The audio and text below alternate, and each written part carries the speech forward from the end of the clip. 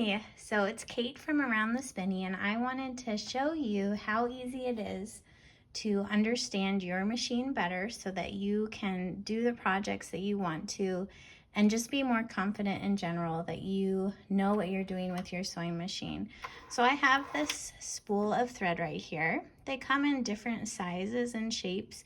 What you do want to make sure is that you have one that has a place for you to insert on your sewing machine.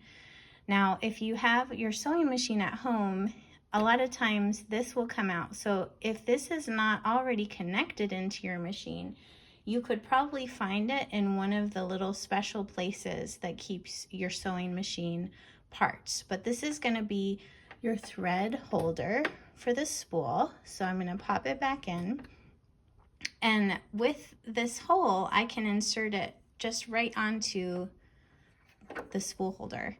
Now, sometimes my spool of thread is a little bit shorter. So when that happens, you can either take this little sticker off, or actually it just punctures through and it will come through and stick out the top. And that's not a problem at all. So that's what I'm going to do first. And then I'm going to bring it over and look at my machine. Now, most machines have the instructions right on top of them.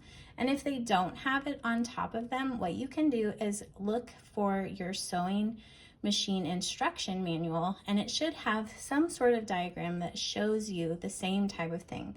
So I know that once my thread is on the spool holder, I'm going to take it over here to this winding guide. This is actually something that I use when I need to wind my bobbin over here, which will be a different video. But for this one, it actually shows me on here that when I'm just trying to just normally thread my machine, I'm going to place it just on this side of this guide. And then I'm going to connect it over here where it gives me a number 1. And I know that it's going to kind of fit, nestle through here, and then it kind of nestles underneath this metal part of my sewing machine. And then I have from number 1 an arrow pointing this way, which leads me to know that I'm going to take my thread then and I'm going to put it through this little groove. Now let me adjust it so that you can see the rest of my machine before I move on. Okay, so now I've readjusted so that you can see I have it in my little groove that number 1 pointed down to. There's a number 2 right here on my machine with a little loop that shows me that it's gonna go up this way, all the way up to a number 3 right here that's gonna show me that I needed to make sure that it goes into this silver piece and then back down. Now the cool thing about this silver piece, and you'll see on your machine too, is that on the other side, the right side of my machine, there is a hand wheel turn. And when I turn it up and down, that moves this silver piece. So this is what is actually moving the needle up and down. And it's really important that my thread is in this part of my machine. A lot of times you will come into a situation where you're just like, I don't know why my needle isn't working, why my thread isn't going in. And a lot of times it's just because the thread just pops out right here. And so it looks like it's threaded everywhere else, but it's not threaded right here. So that's why rethreading your machine is really helpful. Then I come down here, I have a number 4. I'm going to readjust it one more time to show you what to do next. Okay, so I've got it down here with number 4, and actually the next thing that I'm going to do is I'm going to find where there's this little hook right on top of this needle part.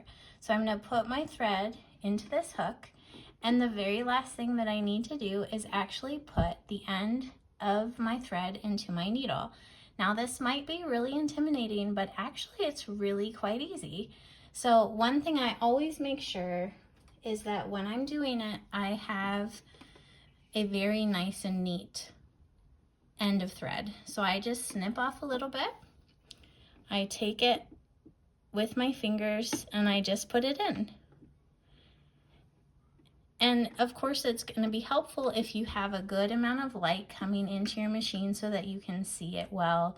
But this hole is not a really tiny one, which is helpful. And it's made so that you can put it directly from front to back. And if you saw, after I did that, I just tucked my thread underneath so that it's ready for sewing.